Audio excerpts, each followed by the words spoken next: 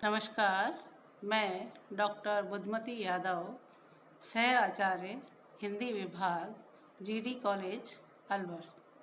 आज आपको एमए पूर्वार्ध हिंदी साहित्य के चतुर्थ प्रश्न पत्र के अंतर्गत कहानी के विषय में जानकारी प्रदान करूंगी।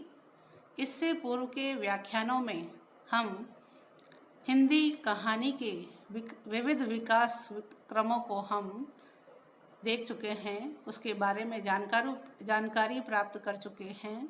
अब हम यहाँ पर स्वातंत्र्योत्तर हिंदी कहानी के कहानी के विकास क्रम को जानने का प्रयास करेंगे कि नई कहानी के पश्चात सचेतन कहानी और सचेतन कहानी के बाद कहानी किस प्रकार से आई, क्या पृष्ठभूमि थी, क्या परिस्थितियाँ थी जिसके कारण कहानी का उद्भव हुआ। तो पृष्ठभूमि,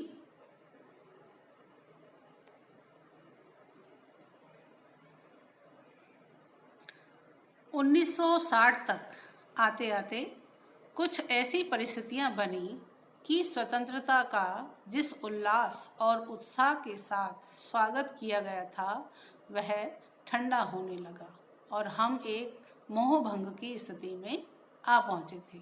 हमें लगने लगा था कि समाज में सभी जातीय और राष्ट्रीय मूल्य समाप्त हो चुके हैं। हमने स्वतंत्र भारत को लेकर के जो स्वप्न संजो रखे थे वे सब टूटते हुए दिखाई देने लगे।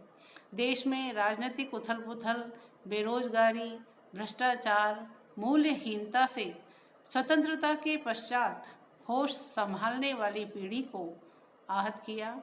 पतनोन्मुख घटनाओं ने देश की चेतना को धार्मिक, आर्थिक, शैक्षणिक, सांस्कृतिक और सामाजिक सभी स्तरों पर झकझोर दिया।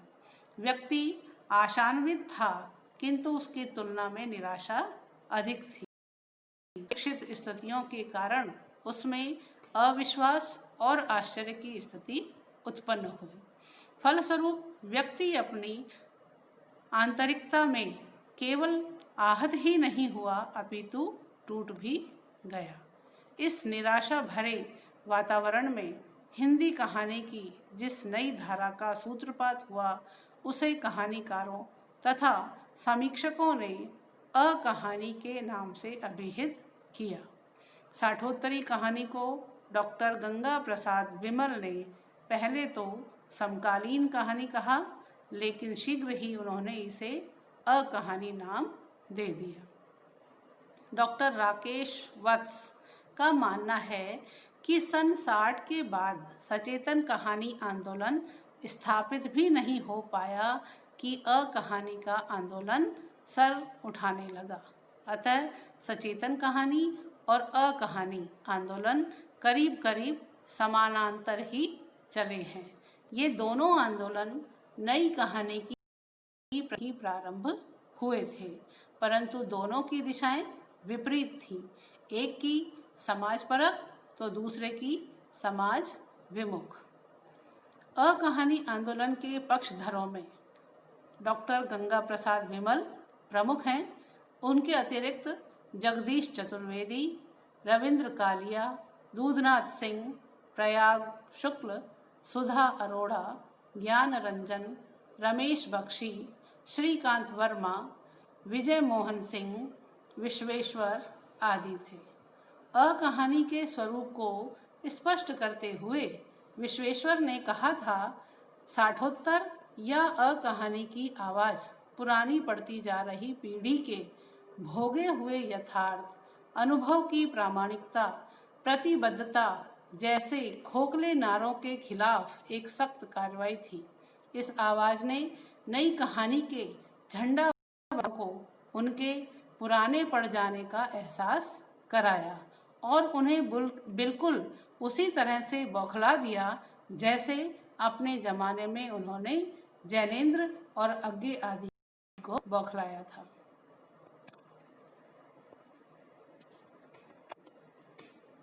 अब है नामकरण और स्वरूप।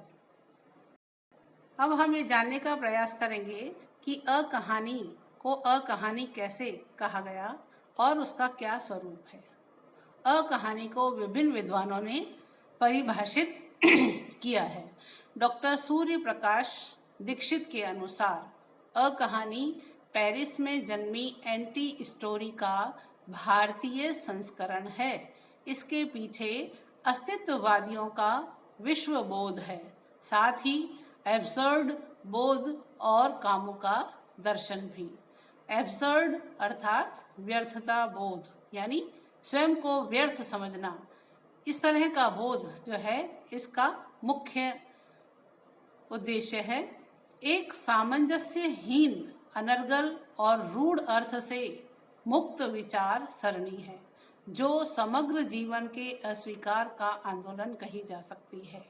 गंगा प्रसाद विमल का कहना है कि अकहानी कहानी की धारणागत प्रतीति से अलग एक अस्थापित कथा धारा है, जो कहानी के सभी वर्गीकरणों, कहानी के मूल्यांकन, आधारों और कहानी की पूर्व समीक्षाओं को करती है।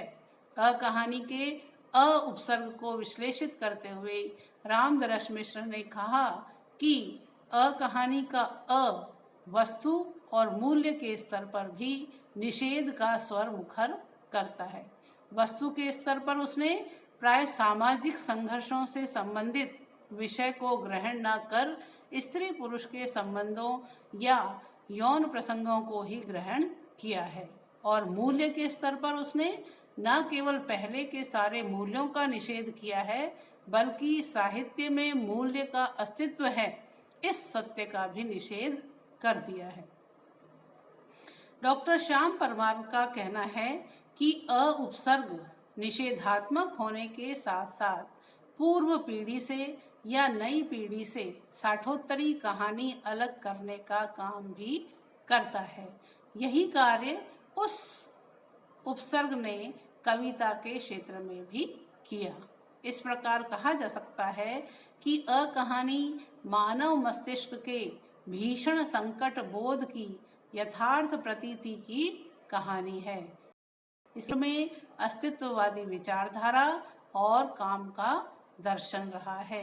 अकविता की तर्ज पर ही हिंदी कहानी में अकहानी का जन्म हुआ। आज के व्याख्यान में इतना ही। धन्यवाद।